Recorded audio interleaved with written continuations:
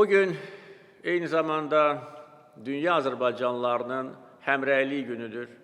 Bu münasibətlə dünyada yaşayan bütün Azərbaycanlıları ürəkdən təbrik etmək istəyirəm. Onlar bilməlidirlər və bilirlər ki, onların arxasında güclü Azərbaycan dövləti dayanıb.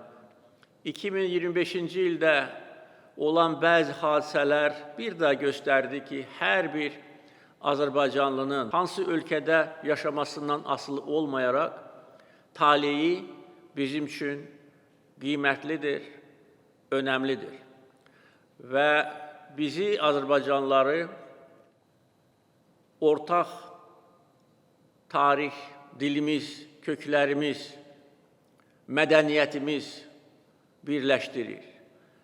Və hansı ölkədə Azərbaycanlılar yaşamalarından asılı olmayaraq, onlar bilirlər və bilməlidirlər ki, onların ana vətəni müstəqil Azərbaycan dövlətidir.